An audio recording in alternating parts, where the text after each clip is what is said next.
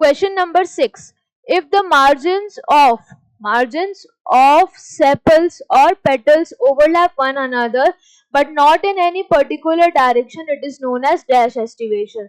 अगर मार्जिन्स जो है सेपल्स और पेटल्स की वो ओवरलैप कर रही हैं पर कोई एक पर्टिकुलर डायरेक्शन नहीं है, जैसे कि अगर हम बात करें जैसे एक पेटल है वो कुछ इस तरीके से अंदर की तरफ है, इसके दोनों एंड्स को ओवरलैप कर रही हैं दो पेटल्स। देन इसके बाद जो है एक पेटल कंप्लीटली बाहर की तरफ है और एक और जो पेटल है उसमें एक पार्ट इसका अंदर है और एक पार्ट ऐसे बाहर की तरफ है। तो कोई प्रॉपर अरेंजमेंट नहीं है, ओवरलैपिंग कैसे भी हो रही है, एक पेटल कंप्लीटली अंदर एक कंप्लीटली बाहर, दो लेटरली ओवरलैपिंग और एक का एंड बाहर एक का एंड अंदर। तो इस टाइप के अरेंजमेंट को क्या बोला जाता है? Imbricate aestivation. This is known as imbricate estivation. Imbricate estivation. तो यहाँ पर भी यही बोला गया है, margin of petals and sepals overlap one another but not in any particular direction, that is known as imbricate. Correct answer is option C, जैसे कि केसिया के अंदर। देन इसके बाद वेक्सिलरी की अगर हम बात करें तो वेक्सिलरी में क्या होता है कि एक आउटर, मोर करेक्टली पोस्टीरियर वाली होती है, लार्जेस्ट होती है जिसको स्टैंडर्ड बोलते हैं। देन इसके अंदर की तरफ दो लेटरल वाली आती हैं, लेटरल पेटल्स और सेपल्स जिनको बोलते हैं विंग्स और एले।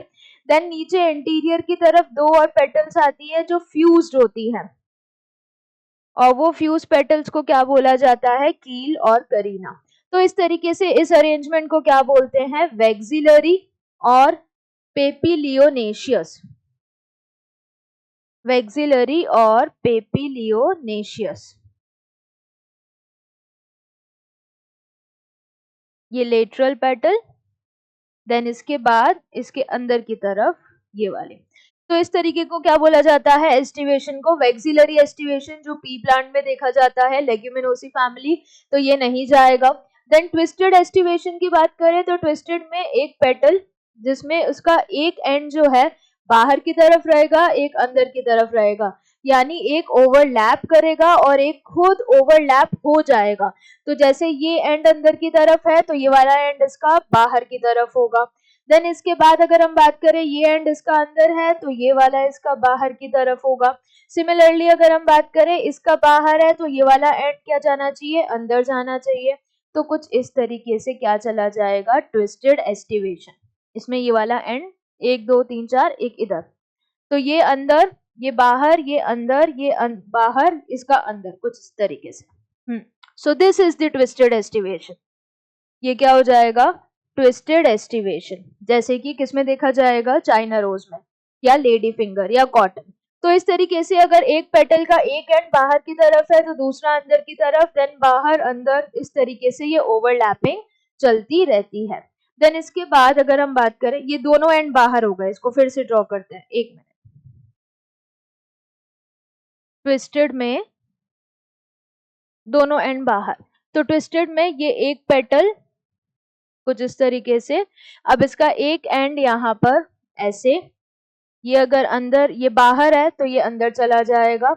सिमिलरली ये बाहर है तो ये अंदर चला जाएगा। देन एक और मिसिंग है यहाँ पर, अब ये बाहर है तो ये अंदर चला जाएगा, देन ये बाहर जाएगा। तो इस तरीके से क्या कंडीशन हो गई? अब ट्विस्टेड है, बाहर अंदर बाहर अंदर बाहर अंदर बाहर अंदर बाहर अंदर। हाँ, अब sorted complete twisted aestivation ready है।